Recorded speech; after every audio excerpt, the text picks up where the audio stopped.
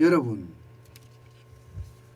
우크라이나 사태 지금 그 어느 때보다 원자재 값 폭등을 우려하고 있습니다. 그래서인지 슈퍼 스파이크라고 해서 원자재 가격이 그야말로 대폭등하는 것을 슈퍼 스파이크라고 이야기하거든요. 이 슈퍼 스파이크가 지금 우리 곁으로 다가오고 있다. 우리를 덮치고 있다. 이런 얘기가 월가에서 이미 나오고 있습니다. 그만큼 말입니다. 그만큼 지금 원자재 가격에 대한 폭등 굉장히 우려한다는 뜻입니다. 여러분, 이걸 한번 보세요. 24일 기준이에요. 브렌트유 가격이 102.2달러입니다. 물론 지금은 좀 떨어졌습니다. 다시 떨어졌지만 브렌트유 가격이 102.2달러까지 갔다는 것은 100달러가 넘었다는 이야기잖아요. 100달러가 넘었다는 이야기는요, 앞으로 120달러, 150달러까지도 갈 수 있다는 이야기예요. 왜냐고요? 러시아가 우크라이나를 침공함으로써 서방이 제재를 할 거거든요. 서방이 러시아에 대한 어떠한 제재들을 많이 펼 겁니다. 그러면 러시아는 어떨까요? 러시아는 이게 석유가 없으면 세계 경제가 완전히 몰락할 수도 있거든요. 그야말로 대공황이 유발할 수도 있습니다. 러시아는 석유 2위 수출 국가입니다. 그렇기 때문에 이것을 무기로 서방에게 충분히 협박을 할 수가 있습니다. 너네 제재 풀어라. 아니면 나는 국제유가 기름값 올리겠다. 이렇게 나오는 거죠. 기름값 올리겠다. 그렇게 되면 여러분, 우리가 익히 경험했던 1970년대 중반 74년이죠. 그 다음에 1980년대 초반 70년대 말부터 80년대 초반 1, 2차 오일 쇼크를 그대로 닮아갈 수 있다는 그런 예측까지 나오고 있습니다. 아직까지는 예측이지만 이게 현실이 될지 그렇지 않으면 현실보다 더 독해질지 이것은 아무도 모릅니다. 분명한 것은요. 기름값이 굉장히 많이 올라간다는 거예요. 결국 기름값이 이렇게 올라가서 슈퍼 스파이크가 올 수도 있다는 이야기입니다. 여러분도 이 그래프에서 보시겠지만 2021년 2월 14일에 북해산 브렌트유가 67.04달러였습니다. 배럴당. 그런데 2월 24일에는 102.2달러까지 올라갔으니 그야말로 폭등의 폭등이라고 이야기할 수 있죠. 결국 말입니다. 이 유가의 어떤 인상 이것은요. 다른 물가의 상승을 불러올 수밖에 없습니다. 문제는 유가만 올라가는 것이 아니라는 거예요. 러시아는요. 천연가스를 또 가장 많이 수출하는 나라이기도 합니다.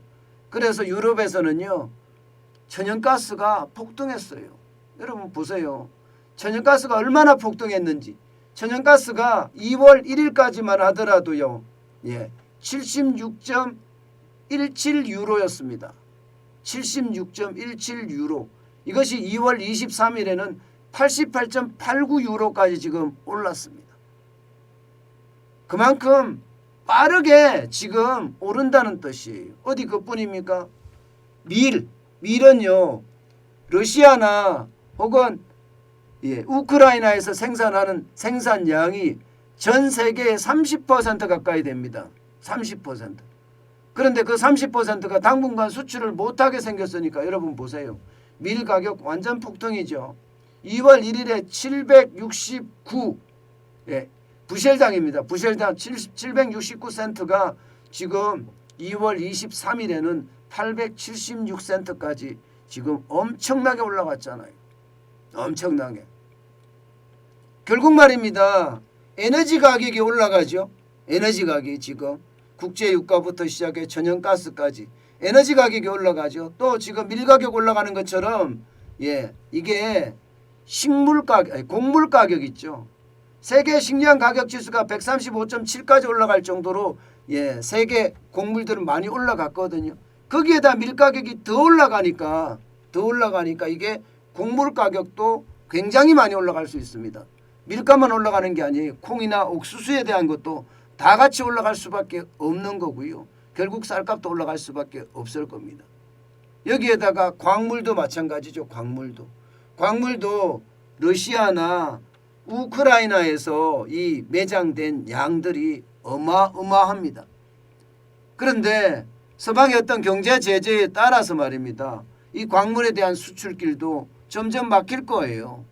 그렇게 되면 말입니다. 광물값의 폭등도 어쩔 수 없는 상황으로 다가올 거라고 예상을 합니다. 그렇게 됐을 때 여러분 세계 경제는 어떻게 될까요? 세계 경제는 지금 극단적으로 갔을 때는요. 3차 오일 쇼크가 온다는 그런 표현까지 나오고 있습니다. 1차 오일 쇼크 때 여러분들 보시다시피 성장률은 쭉쭉쭉쭉 빠져서 마이너스 3% 이상까지 떨어지고요.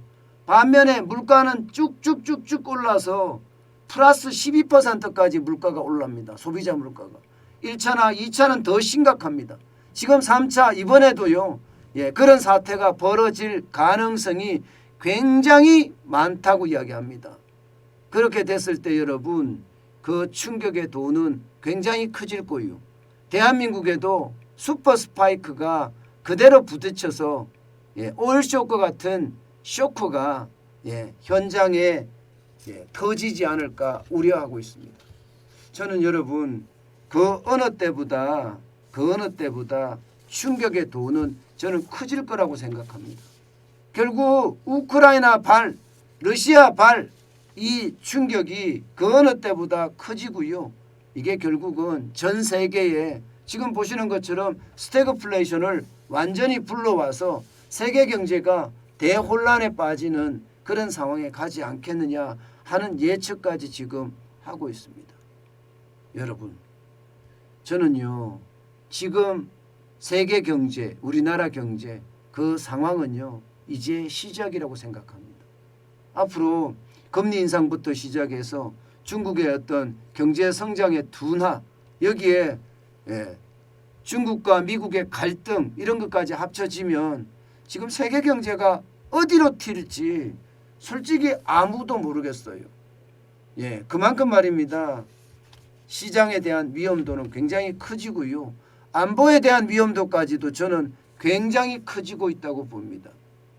때문에 말입니다. 여러분 여러분들도 이 위기의 상황 잘 활용하셔야 될 거예요. 제가 누차 말씀드리지만 지금은 시작일 뿐입니다. 시작일 뿐이에요. 그렇기 때문에 여러분들이 가지고 있는 현금을 다 써서는 안 됩니다. 아주 조금 써야 됩니다. 항상 제가 말씀을 드리죠. 위기 때 기회가 있다고. 기회는 있습니다. 지금 기회가 사실상은 왔죠. 이럴 때 말입니다. 급하게 서둘지 마시고요.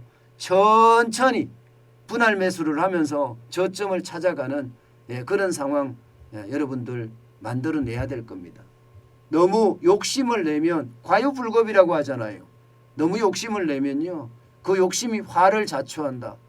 이것은 반드시 지금 이때 이 순간 여러분들이 기억해야 될 사안입니다. 저도 마찬가지고요. 과유불급이란 단어 마음속에 새기면서 지금 경제를 들여다보고 투자도 할 예정입니다.